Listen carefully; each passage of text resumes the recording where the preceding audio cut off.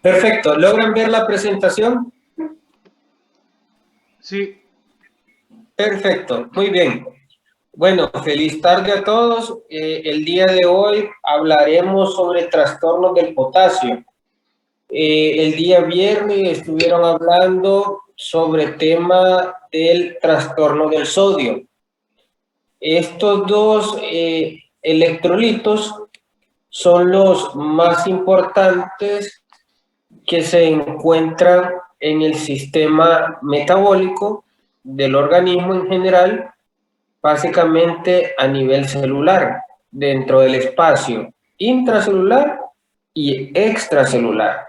Recuerden que la célula se comporta como una batería y esta batería va a tener aniones y cationes, tanto energía positiva como energía negativa. Ahora, en nuestro caso, vamos a hablar sobre el potasio, que es el catión que se encuentra con mayor porcentaje en el organismo y por lo tanto su trastorno tiene mucha relevancia clínica. Podemos hablar que los trastornos del potasio son uno de los trastornos que se encuentran con mayor frecuencia en la práctica clínica. Tanto la disminución como el aumento del potasio va a provocar alteraciones en la polarización de la membrana celular. Y esto a su vez, al verse alterada dicha polarización, va a causar diferentes manifestaciones clínicas. Ahora, dichas manifestaciones clínicas, como el potasio se encuentra en la célula mayor porcentaje en el espacio intracelular, representando el 98%, y el espacio extracelular, representando el 2%. Van viendo ustedes que la medición del potasio sérico, que es el que podemos cuantificar en el espacio extracelular, es una relación que se saca en base al porcentaje total que hay en la célula y que dicho trastorno puede deberse a diferentes causas, ya sea porque el potasio entra a la célula, que el potasio tiene mayor eliminación o su ingesta está disminuida. Y así es de lo que hablaremos en esta charla. ¿Cuáles van a ser los factores reguladores de la homeostasis del potasio? Recuerden, cuando nosotros hablamos de homeostasis se refiere al equilibrio que debe de mantener los diferentes órganos y sistemas para poder tener un correcto funcionamiento. Se dice que los requerimientos diarios de potasio van aproximadamente de 1.600 a 2.000 miligramos y que sería un equivalente de 40 a 50 miliosmol.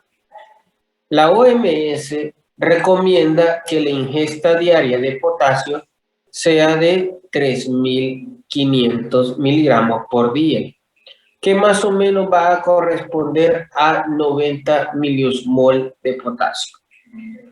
La vía de eliminación que tiene mayor relevancia del potasio es la vía renal. Se elimina el 80%. Y ahí es donde también ciertos mecanismos se puede hacer intervención tanto para retenerlo o aumentar esa eliminación. Por eso es que vamos a hablar un poquito sobre cómo se absorbe o se elimina el potasio por la vía renal. También tienen que recordar que uno de los ejes neurohumorales que tiene mayor relevancia en la homeostasis del potasio es el eje de renina, angiotensina, aldosterona. ¿Por qué? Porque recuerden que la función principal para el metabolismo del potasio por parte de la aldosterona, se lo digo al potasio porque la aldosterona también tiene otros objetivos. y todos otros mecanismos de acción que actúan en el eje neurohumoral. Pero para este caso, en el potasio, ¿qué es lo que va a hacer? Pues elimina potasio y absorbe sodio. Dicho eso, es comprensible porque en algunos momentos se les da diuréticos ahorradores de potasio que inhiben el eje de la aldosterona. Otro de relevancia en el eje neurohumoral son las hormonas beta-adrenérgicas, la noradrenalina, adrenalina y sus receptores beta-adrenérgicos que se encuentran en diferentes puntos del sistema cardiovascular, tanto en la circulación mayor, circulación menor y corazón en sí. Vamos a tener esos diferentes receptores y su importancia clínica va a ser evidente con relación con el potasio. Bueno, ya que hablamos sobre un poco de la eliminación del potasio, recuerden que la ingesta es parte importante en el equilibrio de la homeostasis celular. Entonces se dice que el 2% va a estar en el espacio extracelular y un 98% va a estar en el espacio intracelular. ¿Cuáles van a ser las vías de eliminación? Como les había comentado, por la vía renal se elimina el 80%, por el sudor un 5%, y en las heces se va a eliminar un 15%. Van a haber ciertos factores que pueden variar levemente este porcentaje, sí, sí se puede variar de acuerdo a ciertas patologías, como en los pacientes que tienen diarrea, vómito, las pérdidas gastrointestinales pueden ser mayor, pacientes que usan diuréticos o algunas enfermedades que provoquen poliuria, como los estados hiperglicémicos en los pacientes diabéticos, pueden provocar mayor porcentaje de pérdidas. Pacientes que tienen deshidratación severa a causa de aumentos de temperatura, ejercicio extremo o de repente una hidratación inadecuada, puede provocar trastornos del potasio. ¿Me están escuchando? ¿Sí me escuchan? Sí, doctor. Sí, doctor. Sí, les pregunto porque en la ocasión anterior tuve problemas con el internet y había veces de que yo pensé que seguía transmitiendo y me cortaba. Entonces voy a hacer unas pausas de vez en cuando para ver si me están escuchando, para ver si funciona. Les contaré una breve historia que sucedió para el Mundial de 1994 en San Pedro Sula. En ese momento Honduras estaba jugando la clasificación para el Mundial y le tocaba jugar con la selección de Estados Unidos.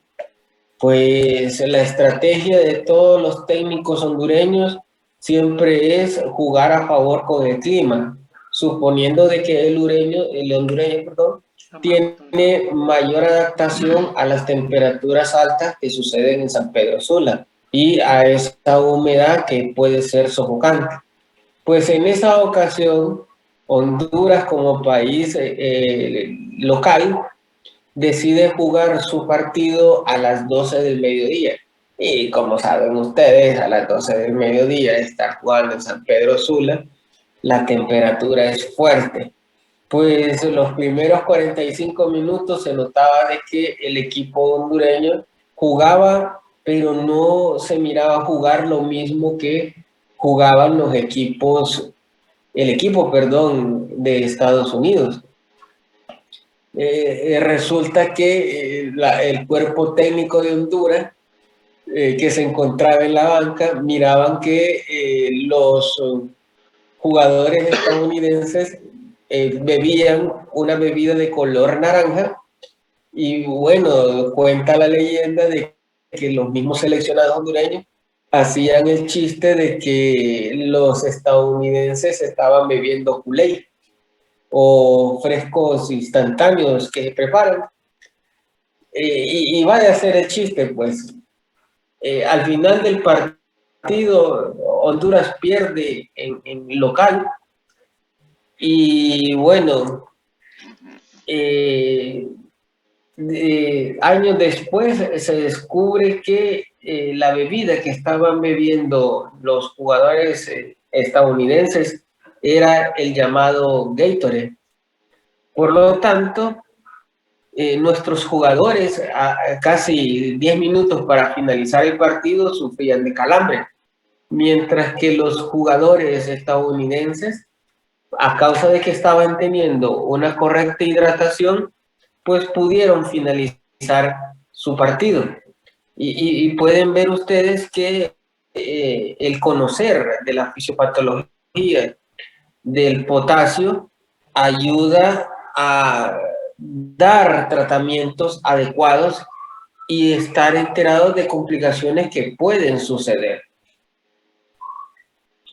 ¿Cuáles van a ser los factores que regulan el intercambio del potasio, tanto intra como extracelular? Pues aquí tienen que entender ustedes que el potasio va a tener una homeostasis de acuerdo a la bomba sodio-potasio de ATPasa o a una bomba de potasio relacionada con la insulina. Y también hay otros sistemas celulares que ayudan en la intervención del potasio, pero estos dos sistemas que yo les acabo de nombrar son los dos más importantes que se ven en la semiología, en la fisiopatología de la mayoría de las enfermedades, para que van relacionadas con el potasio, para que vayan entendiendo. Entonces, ¿qué es lo que sucede? Recuerden, el potasio en su mayor porcentaje se encuentra en el espacio intracelular, 98%. En el espacio extracelular se encuentra 2%. Entonces, ¿qué es lo que nosotros valoramos? El espacio extracelular. Un aproximado de 4 miliosmol, más o menos es lo que se encuentra circulando. El valor sérico normal del potasio es de 3.5 a 5.5. Depende de la literatura y en algunos casos el valor de laboratorio. ¿Qué es lo que sucede? Bueno, en algunos laboratorios van a tener como un límite superior un potasio de 5. Para fines prácticos y que todos hablemos el mismo idioma, vamos a decir que el potasio, su valor normal va a ser de 3.5 a 5.5. Mayores de 5.5, hipercalemia o hiperpotasemia. Menores de 3.5, hipocalemia o hipopotasemia, para que me vayan entendiendo y hablemos el mismo idioma.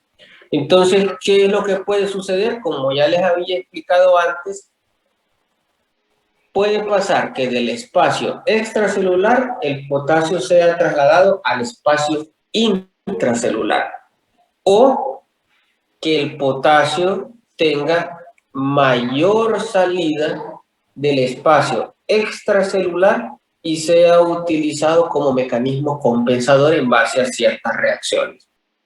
La otra es aumento en la eliminación por vía renal. Entonces, ¿cuáles van a ser esos? Siempre va a haber un factor desencadenante. Muy común, utilizado, ya sabemos, el eje neurohumoral en la entrada del potasio. Insulina y el uso de beta-adrenérgicos. Son las dos más frecuentes que pueden explicar el fenómeno de hipocalemia.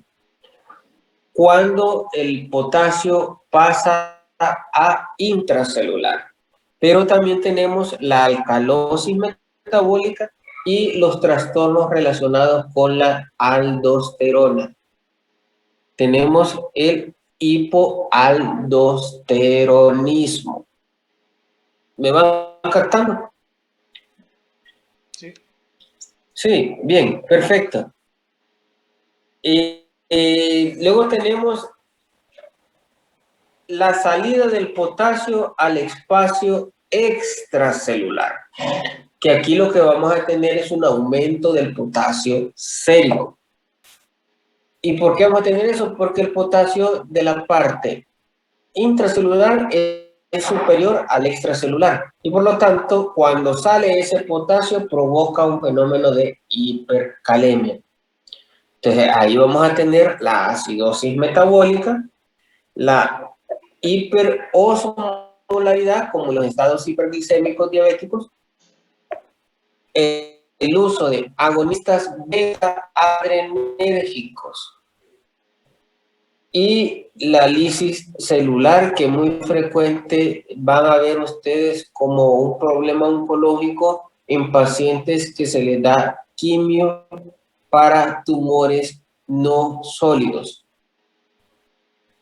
Ahora, los factores que aumentan la excreción renal, aquí uno muy frecuente que van a tener va a estar relacionado con el uso de diuréticos, que va a ser el aumento de diúresis, va a causar eliminación del potasio en una forma mayor. Y por eso va a verse relacionado con ciertos trastornos que pueden afectar la absorción del potasio a nivel del túbulo colector y el túbulo colector distal.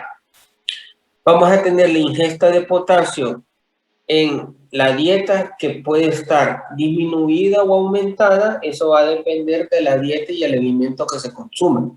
También esa parte la vamos a discutir más adelante. El pH puede ver afectada la regulación de la secreción, claro que sí. Ya vimos que tanto la alcalosis como la acidosis metabólica pueden causar trastornos en el potasio. El flujo distal, que esto se va a ver relacionado con el uso de diuréticos, también la poliuria que se puede causar por estados hiperglicémicos o ciertos trastornos tubulares de tipo congénito. La excreción de aniones no absorbibles, eso lo van a ver con mayor frecuencia en pacientes que tienen acidosis metabólica, que liberan hidrogeniones en gran cantidad, o acetoacetato, beta-hidroxibutirinato. Y por lo tanto, pues también va a verse afectado el eje neurohumoral, específicamente en la producción de aldosterona, el hiperaldosteronismo o el hipoaldosteronismo. Pueden causar trastornos en la secreción del potasio. Y bueno, aquí les traigo un pequeño diagrama donde podemos ver cómo en realidad existen múltiples mecanismos. Para este caso vamos a hablar sobre, aquí pueden ver que les dice 13, que los tengo en verde.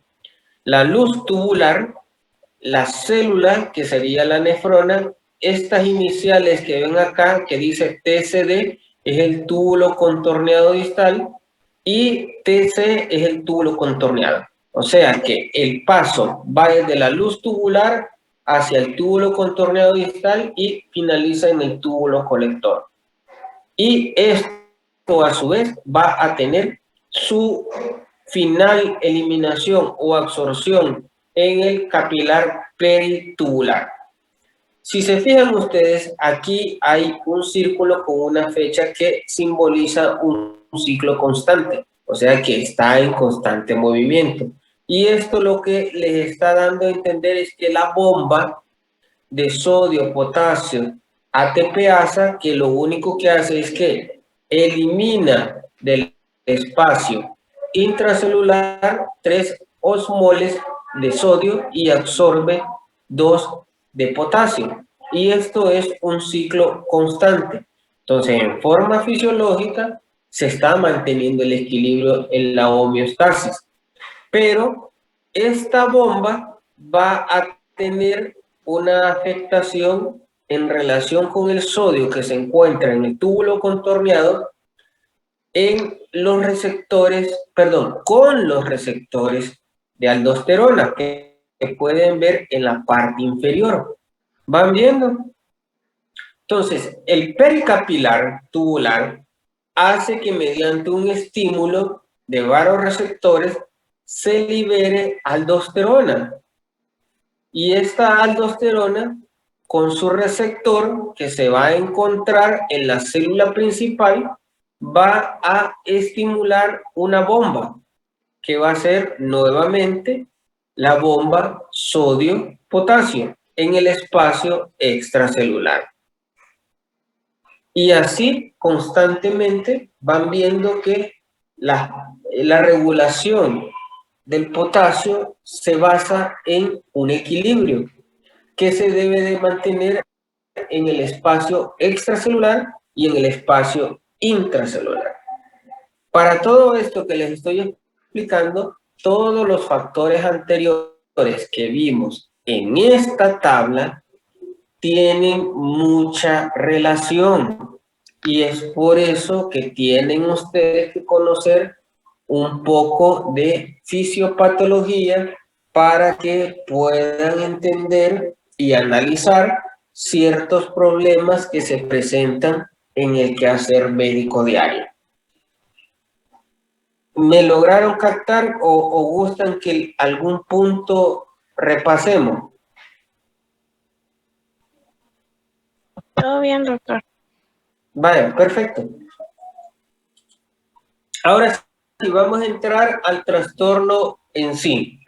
La hipopotasemia o potasio bajo o hipocalemia, como quieran ustedes llamarlo. Da lo mismo.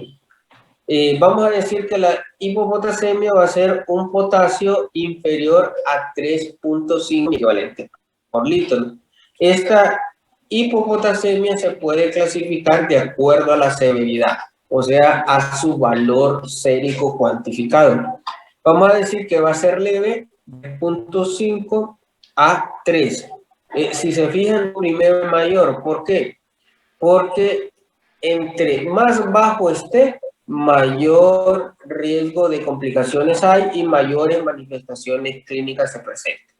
Entonces, la moderada va a ir de 3 a 2.5 y la grave va a ser un potasio inferior a 2.5.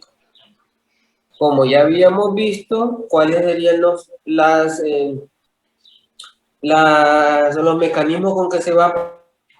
Pues con mayor frecuencia son los mismos tres que ya hemos discutido anteriormente. Que tengamos una redistribución del potasio hacia el espacio intracelular o pérdidas extrarrenales, que muy frecuente asociadas con pérdidas gastrointestinales, una hidratación no adecuada, como el caso que les comenté de Honduras en el 94, y las pérdidas renales, que son problemas propiamente de la célula principal. ¿Cuáles son los mecanismos y causas más frecuentes? Pues comúnmente vamos nosotros a tener un potasio sérico disminuido y uno tiene que ver en base a las manifestaciones clínicas y la evaluación, diferenciar entre si se trata de una verdadera hipopotasemia o lo que nosotros llamamos pseudo hipopotasemia. Que para poder diferenciar esto, vamos a ver que la causa más frecuente de hipopotasemia son las leucocitosis extremas. Esto lo van a ver ustedes con leucocitos mayores a 200.000 células por milímetro cúbico. Dirán ustedes, doctores, es un valor extremadamente alto. Sí, comúnmente eso se ve en las leucemias mieloides agudas o trastornos hematológicos como los linfomas. Perdón, aquí. Luego la otra que podemos tener, muy raro, baja ingesta de potasio. En realidad casi todos los vegetales, legumbres, en especial los verdes, van a tener un alto contenido de potasio y eso está disponible en la dieta habitual. En la redistribución del potasio intracelular, como ya lo habíamos visto, los trastornos ácido-base, como la alcalosis metabólica, va a provocar una disminución del potasio. El uso de insulina. También tenemos en ciertas neoplasias hematológicas, como la leucemia, el linfoma, También tenemos, miren que esto es interesantísimo, esta parte que les dice aquí. Durante el tratamiento de la anemia megaloblástica.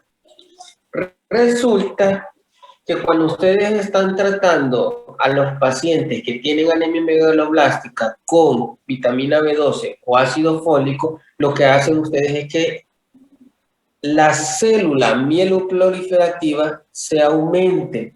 Y este aumento de células, porque las células para crecer necesita ciertos nutrientes y dentro de esos nutrientes se encuentra el potasio. Entonces, en este tipo de pacientes podemos tener un tipo de hipopotasemia, pero de características leves.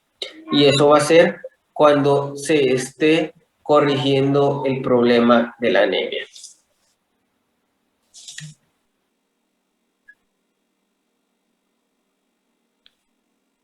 Ahora, las pérdidas extrarrenales, muy frecuentes, diarrea, uso de laxantes crónicos, que son diarreas ficticias, las fístulas enterocutáneas,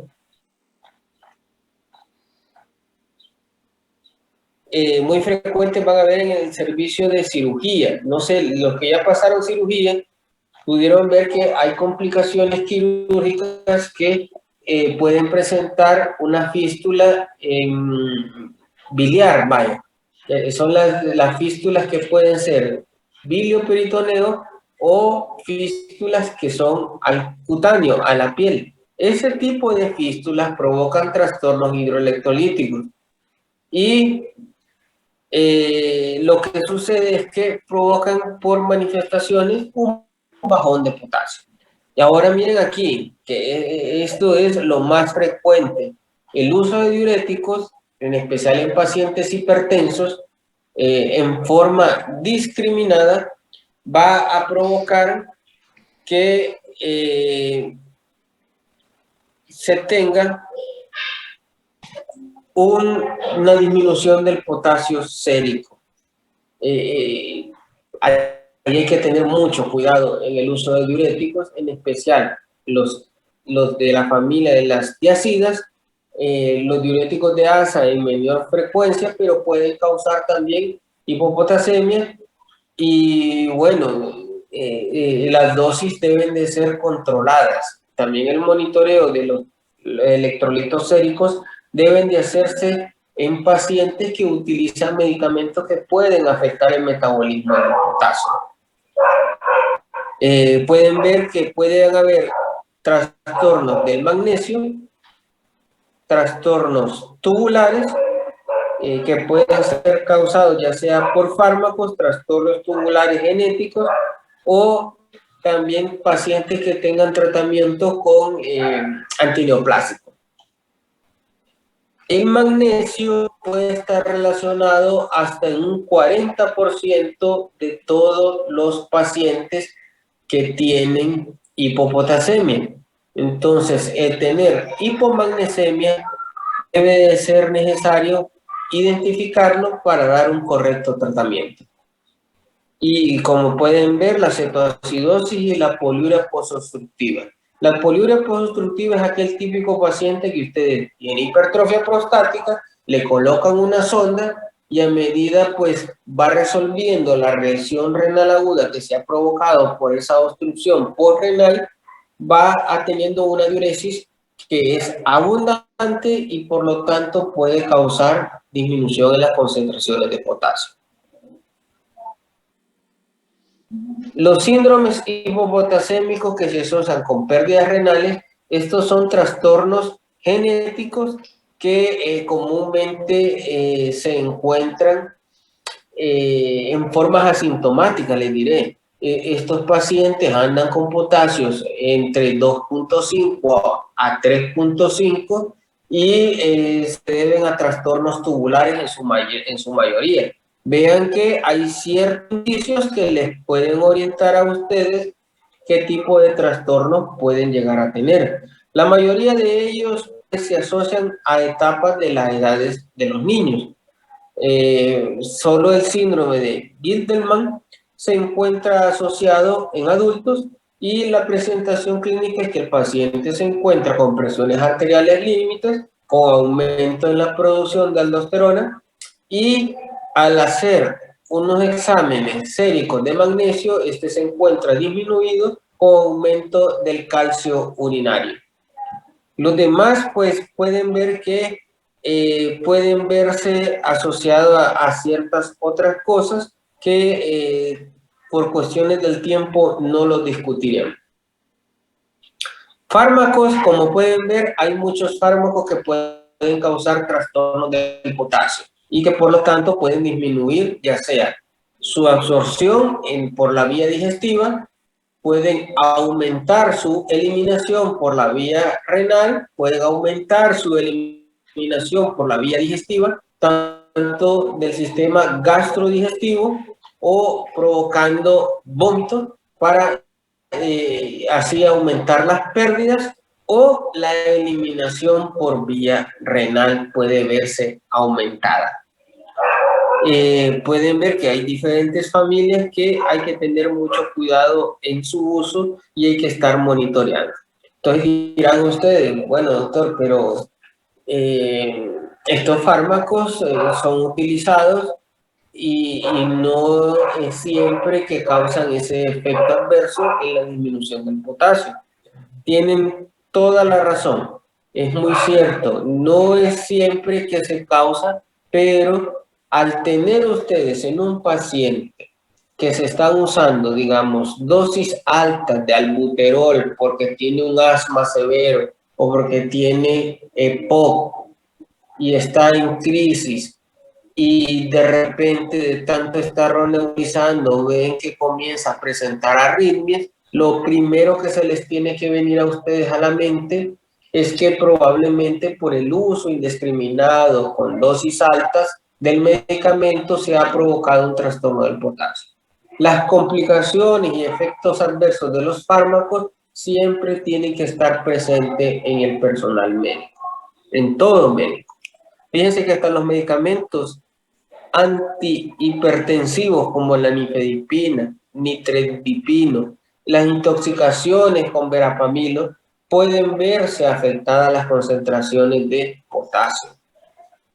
La lidocaína, la hidroxicobalamina, la insulina por el mecanismo que ya les comenté, pueden verse afectadas. Y no digamos el uso de diuréticos. Miren que tienen toda la familia de diuréticos que pueden afectar las concentraciones de potasio.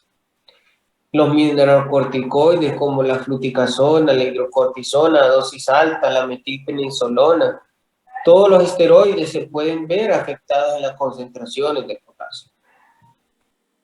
Y así sucesivamente diferentes tipos de fármacos, tantos antibióticos, terapia que se utiliza en pacientes con cáncer,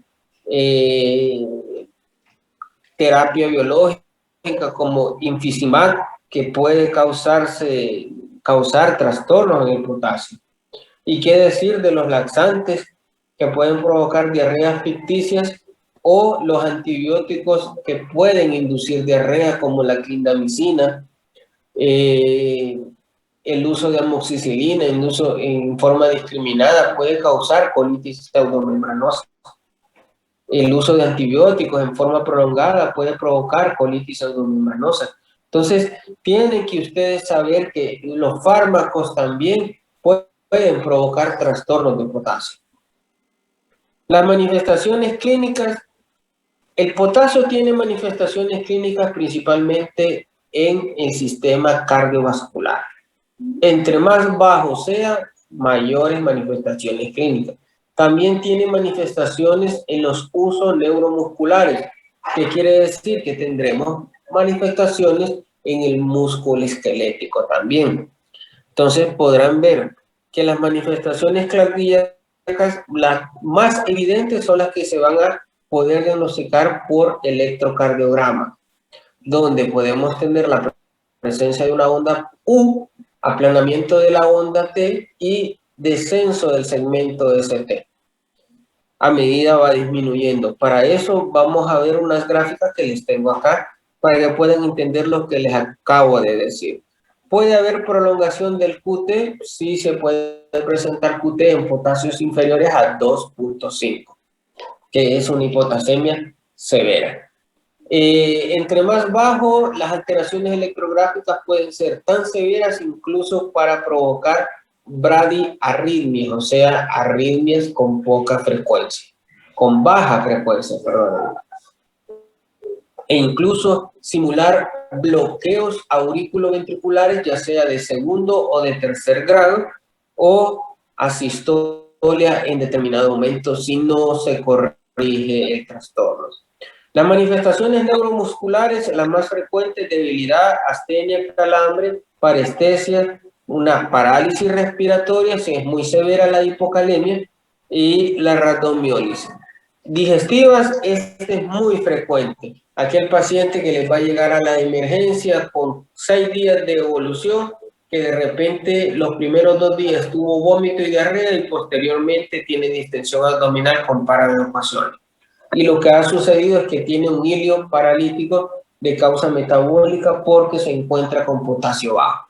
Siempre recuerden, hay que saber que las manifestaciones de hipocalemia son variadas y que se pueden presentar con niveles de potasio sumamente bajos.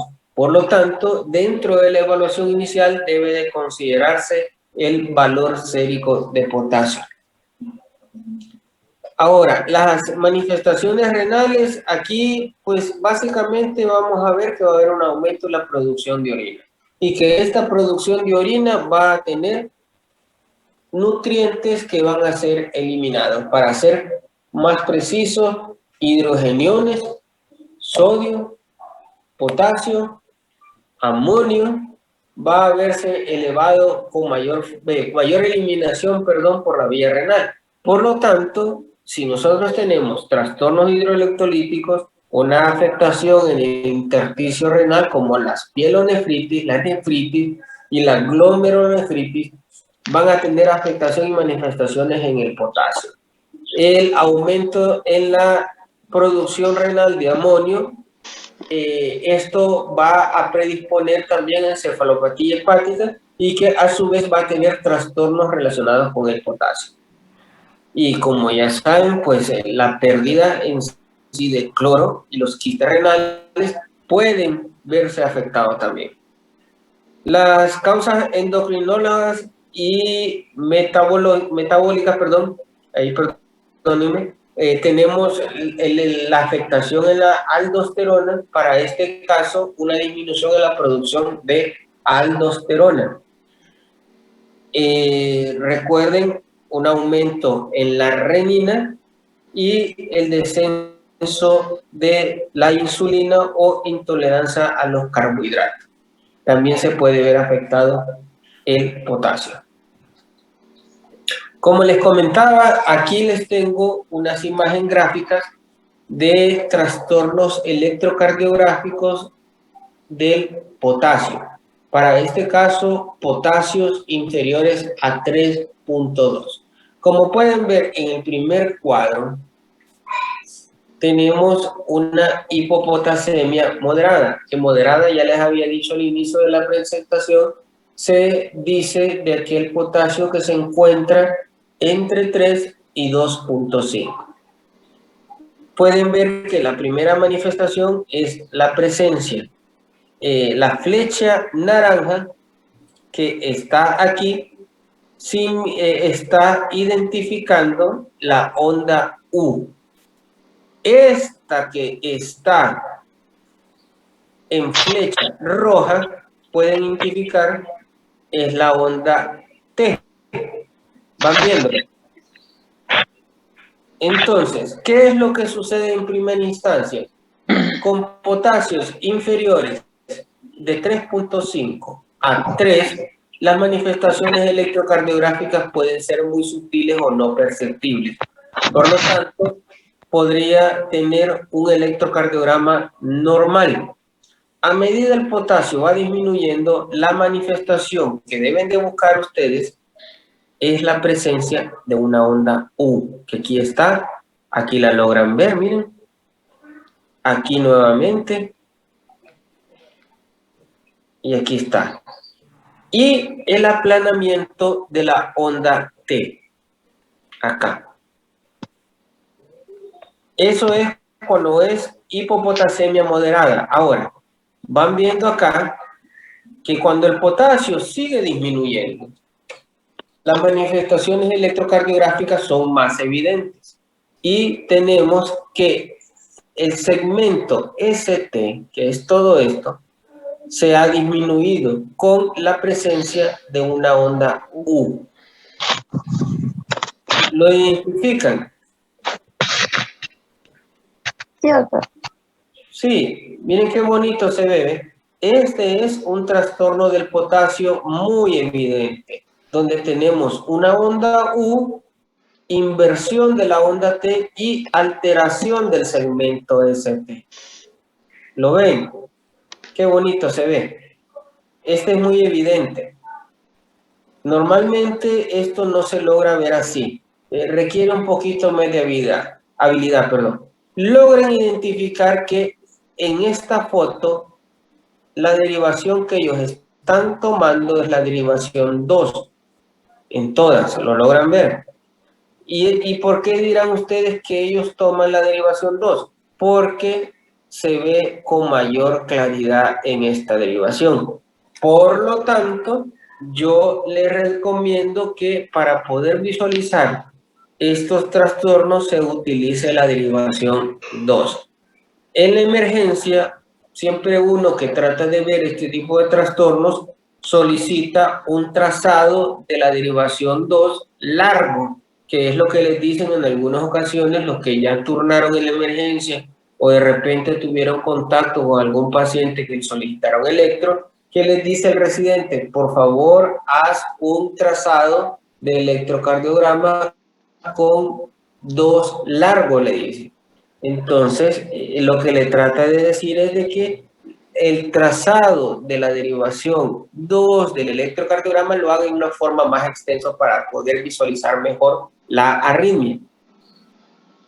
Ahora vean, como ya les había explicado antes, a medida va disminuyendo el segmento, las concentraciones de potasio, las manifestaciones electrocardiográficas pueden ir aumentando e incluso tener arritmia o similar bloqueos de aurículo ventricular. Fíjense aquí les dice que el intervalo QT va a estar prolongado. Recuerden, este que se encuentra aquí es la onda U, no es Q, no es la onda T. Entonces bien, y para tener una representación y lectura adecuada, uno comienza donde comienza la onda Q hasta donde se finaliza la onda T. ¿Lo lograron ver? Y este sería el intervalo QT. Si se fijan, aquí se hizo una lectura errónea del segmento QT. Aquí se da el ejemplo correcto donde se logra medir mejor. ¿Lo logran ver? Más o menos. Sí, doctor. Sí, muy claro, ¿verdad? Bastante bonito se ve la alteración electrocardiográfica de un potasio inferior a 2.5. En algunas ocasiones va a llegarles el paciente refiriendo molestias neuromusculares como debilidad, y eso también tiene que llamarles la atención a ustedes y solicitar el potasio. Ahora, ¿cuáles serían un algoritmo diagnóstico que pueden emplear ustedes? Básicamente, ustedes primero tienen que tener la sospecha clínica que se trate de un trastorno del potasio. Entonces, tienen que tener, bueno, tengo un potasio inferior a 3 puntos, está bien, correcto. Se trata de una pseudohipocalemia, yo voy a mi hemograma y miro que no tenga leucocitosis. Si no tiene, pues probablemente sí sea una hipocalemia. Otro factor que puede causar hipocalemia, pseudohipocalemia, es la relación de la temperatura con la muestra tomada. A mayor temperatura, menor potasio. A menor temperatura, mayor potasio. Y así va siendo, es una relación inversa. El tipo muestra, cómo se cause, va también a ser un factor determinante, cómo se tome la muestra. Si el torniquete está muy fuerte, puede simular hipocalemia. Y bueno, primera instancia, si se desconoce la causa, se debe valorar el potasio urinario.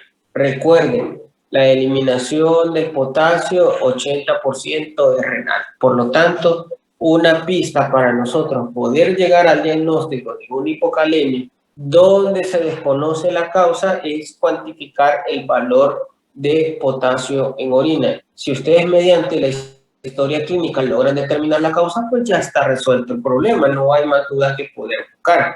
El problema va a ser aquel paciente que ustedes tengan potasios inferiores a 2.5, donde la anamnesis no les aporta mayores datos para poder llegar a ese diagnóstico. Por lo tanto, tenemos que ver si el potasio está disminuido en orina. Las causas más frecuentes van a ser el uso de diuréticos, van a ser pérdidas renales. También vamos a tener un potasio que va a ser introducido a la célula, donde se relaciona con repolarización celular, que ahí podemos tener el uso de insulina, a las señoras que les gusta beber bicarbonato para la gastritis, esas pueden también simular hipocalemia. Entonces, es una causa importante que poder determinar mediante el interrogatorio. El uso de fármacos, la digoxina en sí puede provocar trastornos del potasio. Ahora, cuando el potasio es alto, y hay que pensar, pues, ¿y qué pasa? ¿Qué es lo que está sucediendo? Pues podría tener una afección renal que estuviese afectando, que se trate de una enfermedad túbulo terminal. Bueno, habría que ver si estamos con un aumento, con un gradiente. Estos que miran aquí, de -4 y +7, son unos gradientes que se utilizan con una fórmula, donde se hace una relación de la excreción de potasio urinario, el potasio sérico y la osmolaridad plasmática.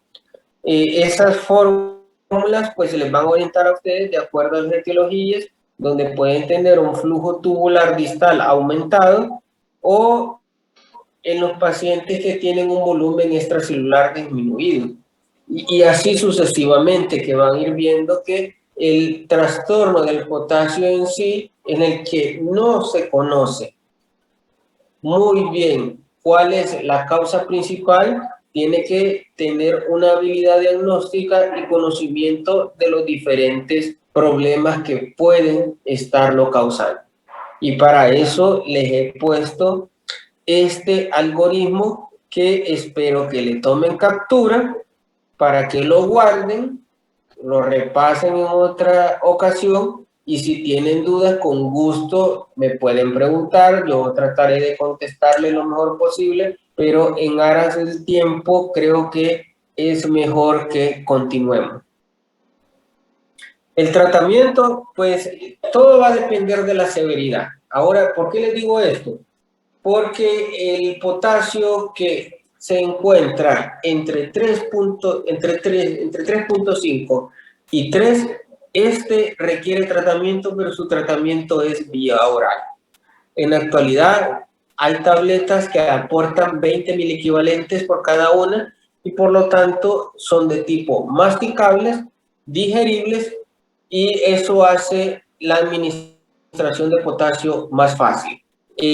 Ahora, ¿cuándo nosotros vamos a reponer potasio? Vamos a reponer potasio en aquel paciente que tiene un trastorno hidroelectrolítico, ya sea acidosis metabólica, alcalosis metabólica, en aquel que no tolere la vía oral, ya sea por vómito persistente o en aquel que las pérdidas o sea contraindicado el dar dieta, como por ejemplo en aquellos pacientes que tienen diarrea severa. Ese tipo de pacientes, su administración debe de ser en forma IV. Entonces, ya sabiendo eso, yo le decidí mi vía de administración. ¿Qué es lo que tengo que valorar? La severidad del caso. ¿Qué manifestaciones clínicas tiene? Y por eso aquí le sale este algoritmo que le dice manifestaciones electrocardiográficas. Recuerden, la causa de muerte de estos pacientes son cardiovasculares. Por lo tanto, si el potasio es muy bajo y tiene manifestaciones electrocardiográficas, es indicativo reponer potasio. Vean, si tiene aplanamiento de la inversión de la onda T, una onda U prominente, descenso del segmento de ST, prolongación del QT y del PR, y que se puede acompañar de arritmia, usted, cualquiera de esas que tenga, usted tiene que reponer potasio por vía endovenosa. También en pacientes que tienen intoxicación con digoxina, en los estados de cetosis, cetoacidosis diabética, acidosis metabólica, alcalosis metabólica, hay que hacer corrección. Y este que es muy importante, la debilidad muscular. Pacientes pueden llegar incluso simulando Guillain-Barré y lo que tienen es un trastorno de potasio. Ese tipo de pacientes hay que reponerle potasio intravenoso. Ustedes van viendo. Recuerden, 40% de las hipopotasemias van a tener trastornos relacionados con el magnesio. Por lo tanto, es necesario la corrección del magnesio.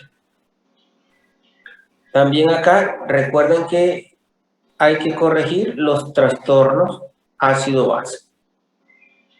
Recuerden cuando les dije, cuando vimos el estado hiperosmolar hiperglicémico y la cetoacidosis diabética hiperglicémica, que les dije que nunca se aplicaba insulina con potasios inferiores a 3.5. Aquí nuevamente se lo vuelvo a recalcar. Miren, siempre hay que tomar en consideración esos valores de potasio para que no causen iatrogenia. Ya determinada ustedes la gravedad, van a decidir, bueno, está grave, necesita potasio IV, no está grave, sí, no necesita potasio IV. Bueno, para nuestro caso, como ya vimos que no tolera vía oral, está grave y tiene manifestaciones electrocardiográficas, voy a decir sí tiene criterios de gravedad. Por lo tanto, hay que administrar potasio IV. Fíjense, acá hay un dato importante. Dice, no solución glucosada. ¿Por qué? Porque la glucosa estimula la liberación de insulina. Y la insulina, ¿qué es lo que pasa? Introduce el potasio a la célula.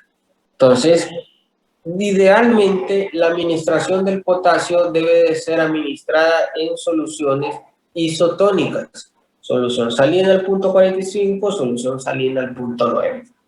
Y se puede aplicar dependiendo de la vía de administración. Si es por vía periférica, se prefiere administrar un máximo de 20 miliequivalentes en una hora. Vía periférica, catéter periférico. Si es por vía central, la cantidad de potasio puede aumentarse, pero idealmente debe de ser un catéter femoral. ¿Por qué? Porque este catéter evita que el potasio administrado entre en contacto directo con las fibras del miocardio y puede causar arritmias si se hace de esa forma. ¿No es que no se puede hacer? Sí se puede hacer. Claro que se puede hacer mediante un catéter subclavio o yugular, tanto anterior o posterior. Solo que hay que tener presente que debe de estarlo monitoreando. Por vía femoral se puede aplicar hasta 40 a 60 miliequivalentes en una hora, de ser necesario.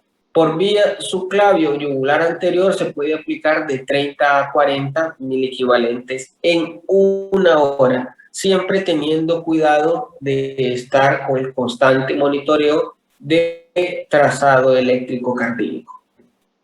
Aquí está la otra parte que les decía, bueno, no hay gravedad, no hay ninguna alteración electrocardiográfica, no hay parálisis muscular, el paciente se encuentra tolerando la vía oral. Entonces le dan preparados orales de potasio. Y cheque, si tiene algún fármaco que está causando la hipocalemia, debe de eliminarse. ¿Se puede dar diuréticos ahorradores de potasio? Sí, como terapia adjunta para aumentar los niveles de potasio en una forma más pronta. Alimentos ricos en potasio, pueden ver que se encuentra en una gran variedad de alimentos. Los más frecuentes van a ser las frutas y hortalizas. También podemos observar que las frutas de localidad y de temporada se encuentran dentro de la lista, que tienen gran cantidad de potasio. Y qué decir los otros alimentos, que son los granos, las leches, los lácteos, el chocolate, los frutos secos, el azúcar y algunos sustitutos de la sal pueden estar ricos con potasio. Ahora vamos a hablar del otro tema, que es el trastorno donde tenemos el potasio alto. Vean, para nosotros decir que el potasio es alto es aquel potasio que tiene un valor superior a 5.5. Como ya les había comentado, hay cierta literatura que dice que el potasio su límite superior es 5. Para no entrar en conflicto, vamos a definir que el potasio alto va a ser el superior a 5.5. Igual que en la hipopotasemia, la hiperpotasemia va a depender de su valor sérico. Entre más alto, mayores manifestaciones cardíacas. Ahora, la incidencia va a verse más aumentada o que tiene mayor severidad en frecuencia en pacientes ancianos, pacientes que utilizan terapia antihipertensiva como los inhibidores del sistema renina-angiotensina, los pacientes que usan diuréticos ahorradores de potasio y en la actualidad una nueva familia que inhiben el receptor de la terlipresina, que son los llamados ARNI, que se utilizan en falla cardíaca. Este tipo de fármacos van a aumentar las concentraciones de potasio.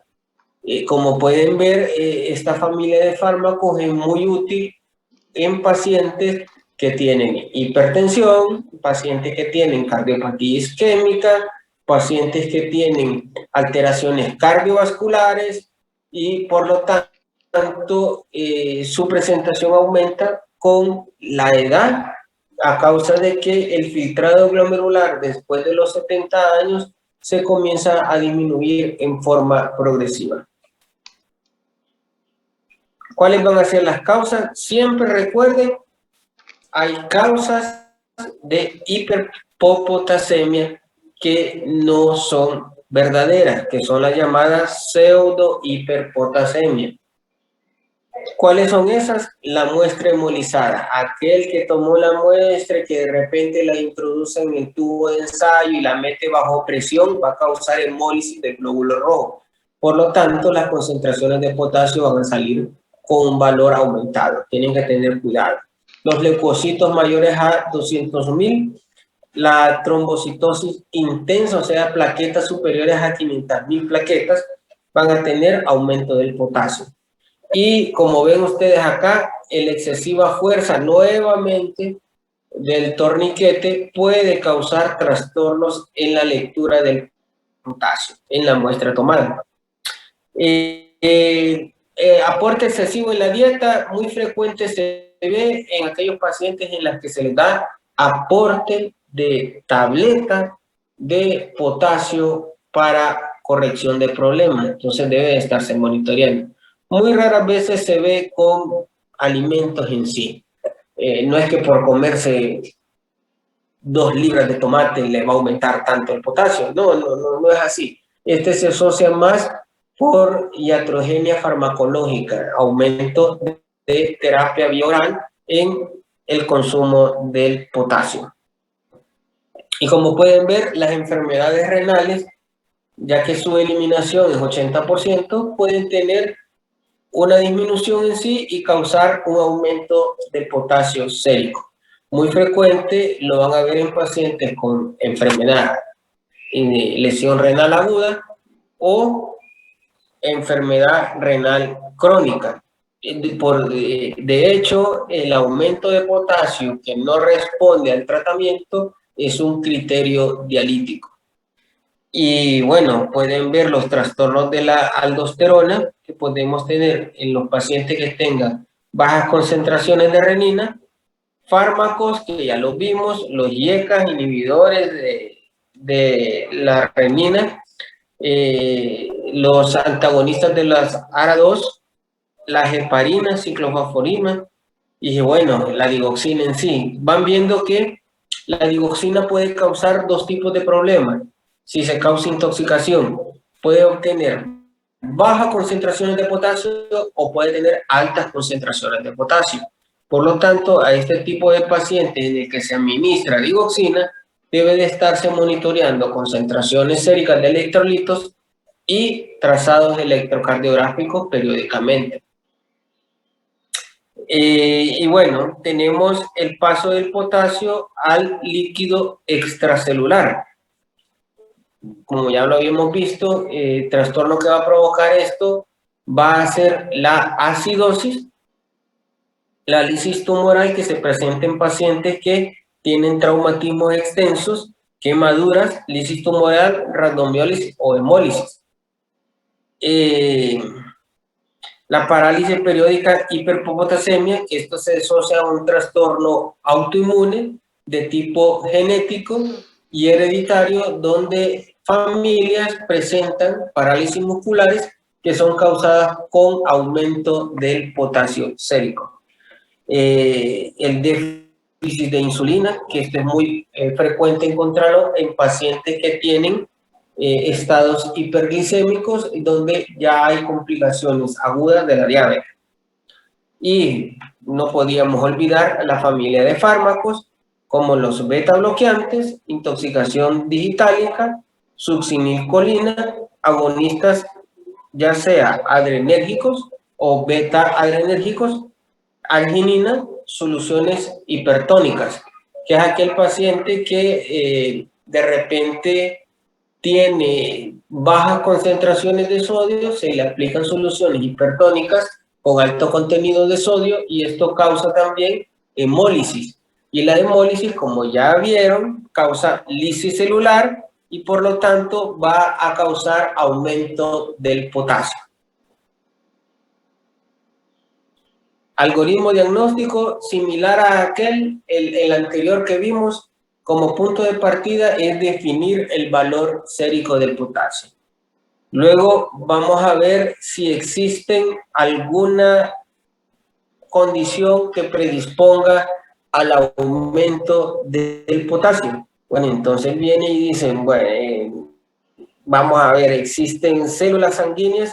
Pues vamos a tratar de ver si se trata de una pseudo hipercalemia. Entonces aquí se las nombra una muestra inmunizada, torniquete muy apretado, leucocitos mayores de 70.000 salen aquí. En el cuadro anterior les decía mayor de 200.000. La trombocitosis severa, que es la plaquetas superiores a 500.000. Aquí en el cuadro les aparece 600.000. Pero igual, trombocitosis severa llevan ustedes sabiendo de que van a tener aumento del potasio sérico como complicación. Luego tienen que ir viendo, bueno, no hay ninguna celularidad, tenemos que ver el potasio. ¿Qué es lo que vamos a ver? Si no se conoce el trastorno, lo primero que tenemos que valorar es el potasio urinario. Por lo tanto, tenemos que ver si el potasio urinario es mayor de 100 o menor de 100 en 24 horas. Entonces vienen ustedes y dicen, bueno, mi potasio es inferior a 100. Entonces quiere decir que no se está eliminando potasio. Por lo tanto, hay alguna afectación, ya sea en el glomérulo, en el túbulo contorneado distal, en el túbulo conterneado. Si hay afectación, ustedes ya saben que hay una enfermedad renal por una disminución del flujo tubular. Si no hay que revisar, bueno, podría tener alguna afectación en el eje neurohumoral. Frecuentemente se asocia con afectación en el déficit de mineralocorticoides, ya sea la producción de aldosterona o cortisol. Véanse aquí. hay déficit por la excreción tubular de potasio. O sea, yo tengo un potasio inferior a 100 y de repente en mi historia clínica yo encuentro que el paciente está tomando espironolactona. Eso puede ser la causa de que esté reteniendo potasio. Entonces es muy importante de que ustedes en el interrogatorio también detecten la terapia farmacológica que está haciendo. Ven aquí en la afectación del eje neuromoral, como nombran los Allines. Tenemos IECAS, ARA2 y otra vez nuevamente parina. Importante poder diferenciar. Si yo tengo un paciente con enfermedad renal que está teniendo aumento del potasio, es importante que yo revise su terapia farmacológica. Van viendo que aquí, si yo tengo un potasio superior a 100 mil equivalentes en 24 horas, que esto se hace en una orina de 24 horas en recolección, yo puedo tener que tengo una redistribución de flujo, o sea que me está aumentando el potasio extracelular por acidosis, por una hiperglicemia severa o grave, uso de beta bloqueantes como también los beta-agonistas, una parálisis periódica, hipercalemia, ciertos fármacos como la succinilcolina que se utiliza en métodos anestésicos y el cual disminuye las secreciones bronquiales, puede causar trastornos en el potasio. Y qué decir de la intoxicación con digitálicos, con la digoxina. La arginina también puede provocar. La liberación tisular van a tener un aumento de potasio en aquel que tiene traumatismos, lisis tumoral, hemólisis, quemaduras, rhabdomiolis y la administración exógena de potasio. Típico paciente, aquel que le ponen gran cantidad de cloruro de potasio en los líquidos endovenosos y que no lleva un control sérico periódico del potasio en sí. Y eso puede provocar aumento del potasio en forma iatrogénica. ¿Cuáles van a ser las manifestaciones electrocardiográficas? La más frecuente es cardiotoxicidad por el potasio. ¿Qué es lo que vamos a tener? En primera instancia, el potasio de 5.5 a 6.5 va a ser sin manifestación electrocardiográfica. A medida avanza, pueden ver que el potasio superior o igual a 6.5 va a tener unas ondas T picudas. ¿La logran ver? Contrario a lo que se espera en la hipopotasemia, que la onda T es disminuida. ¿La recuerdan, verdad? Con presencia de una onda U. Aquí no hay onda U. Es la onda T que está picuda. Ahora pueden ver que a medida sigue avanzando el trastorno del potasio, nuestro segmento PR comienza a prolongarse, el QRS se ensancha y mi onda picuda T comienza a desaparecer. Pero desaparece ¿por qué? Porque el complejo QRS se deforma. ¿Logran verlo? Se deforma. Tenemos un Q, aquí está la Q, esta es la S y está ancho. La onda P desaparece y hay un aplanamiento con un PR prolongado. Logran ver, aquí hay onda P, aquí está el punto, ese es P. Acá no hay onda P. ¿La logran ver? Acá hay un poquito. Se logra ver un poquito la onda P y notan ver que el intervalo PR, que comienza más o menos acá en teoría, es más ancho, es mayor a 0.20, entonces hay un bloqueo AB. El QRS es ancho y aquí está teniendo las llamadas arritmias ventriculares. A medida sigue avanzando el potasio mayor de 8, vamos a tener taquicardia o fibrilación ventricular que va a llevar a la muerte.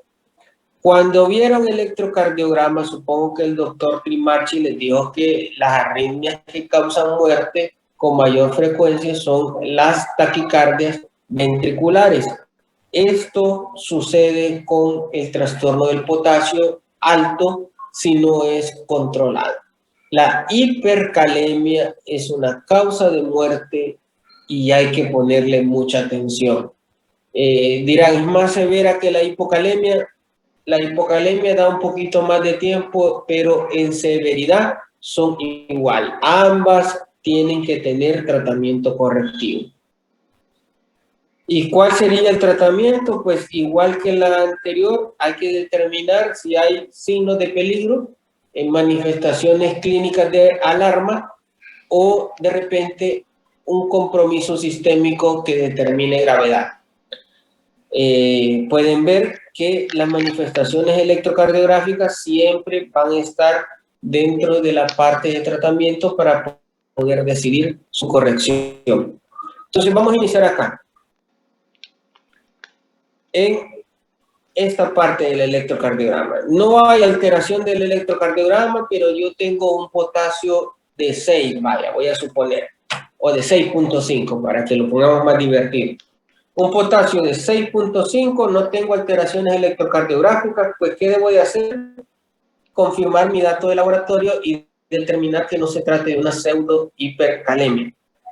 Se trata de una verdadera hiperpotasemia, va a ser moderada, ya sabe, aquella que va de 6.5 a 7, mayor de 7, severa. Entonces, si es moderada, vamos a tratar de identificar la etiología y dar tratamiento. Recuerden, si no tiene alteraciones electrocardiográficas, su condición no es tan severa, pues se puede dar chance a poder diagnosticarlo y determinar la causa etiológica de la hipercalemia y en base a eso dar tratamiento. Confirmo yo que se trata de una pseudo hipercalemia, pues ya puedo decir que tiene una hemólisis, leucocitosis, trombocitosis, pseudo hipocalemia. No, hipercalemia, perdón, o hiperpotasemia, como ustedes quieran decir. Ahora, si se fijan, si es severa, pero no tengo manifestaciones electrocardiográficas, tengo que revisar nuevamente y reevaluar, a ver si tienen alteraciones electrocardiográficas. Si en mi nueva evaluación encuentro alteraciones electrocardiográficas con un potasio alto, que yo ya determiné que no es una pseudo hipercalemia, debo de iniciar tratamiento urgente. ¿Y cuál es el tratamiento? En primera instancia se usa gluconato de calcio. Aquí en el texto les pongo sales de calcio. En realidad es gluconato de calcio. Este puede introducir el potasio a la célula, entonces repolariza la célula en sí. Esta es una mejora transitoria de 30 a 90 minutos, no es sostenida. Entonces, otro método que se puede emplear es el uso de beta-agonistas, salbutamol, albuterol, mediante tomado o nebulizado se puede emplear. También hay que tomar en cuenta que el uso de beta-agonistas puede desencadenar otros problemas cardíacos, como taquicardia, arritmias o exacerbación de problemas cardíacos previos, como cardiopatía isquémica. También es una mejora transitoria, puede durar de 1 a 3 horas. La insulina se puede usar también para repolarizar la célula. Aquí son las llamadas soluciones polarizantes. Se colocan 10 unidades de insulina en 250 ml de dextrosa y aparte se le coloca un aporte de dextrosa en los pacientes que no son diabéticos y que tienen hiperpotasemia. ¿Para qué? Para que ese potasio que anda extracelular pase al espacio intracelular. Por eso le llama solución polarizante. Tampoco es una mejora sostenida, es transitoria. Y es por eso que se pueden repetir dosis cada 4 o 6 horas, dependiendo la severidad del potasio sérico, la hiperpotasemia. Resinas cálcicas, aquí no hay mucha disponibilidad, es una resina de gluconato de calcio. Se utiliza para hiperpotasemias, pero en formas más crónicas. En forma aguda no se utiliza tanto. Si ya esto no logró revertir el daño que está causando el potasio alto, la terapia de elección va a ser diálisis, ya sea hemodiálisis o diálisis peritoneal. La corrección del problema de base puede ser en algunos momentos también la corrección de la hipercalemia o hiperpotasemia. El tratamiento agudo, como ya les había dicho, aquí les pongo la dosis, también les pongo el mecanismo de acción. Los diuréticos de asa se utilizan para disminuir las concentraciones de potasio, sí, solo que su efecto es más con el uso crónico y con altas dosis.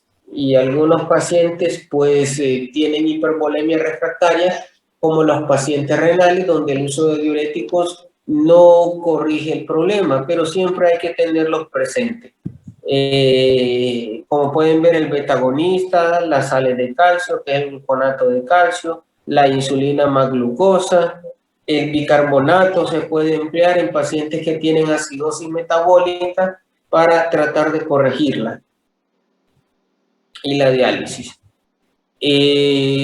Por mi parte es todo. He tratado de que puedan tener un conocimiento amplio de lo que pasa con el potasio y sus diferentes trastornos en una forma general. Espero haya quedado claro. Si tienen alguna pregunta, por favor, la pueden hacer. Yo trataré con todo gusto de tratar de solucionarla. Y bueno, los que no han estudiado el tema, les pediría que lo lean para que traten de asimilarlo mejor y vean lo que yo traté de explicarles. Los que ya lo leyeron, pues espero que hayan despejado algunas dudas y bueno, que haya sido de mucho provecho.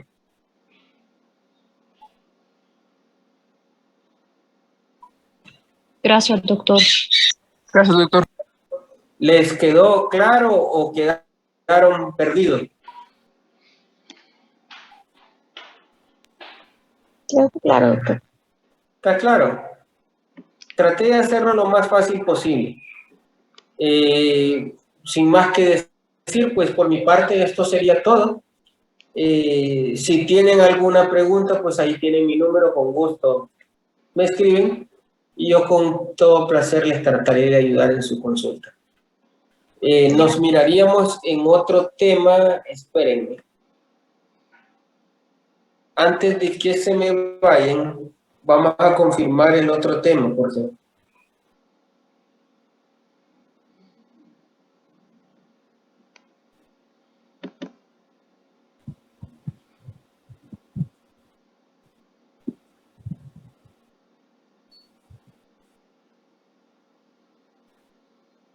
Espérenme. El otro tema... Creo que es el último ya.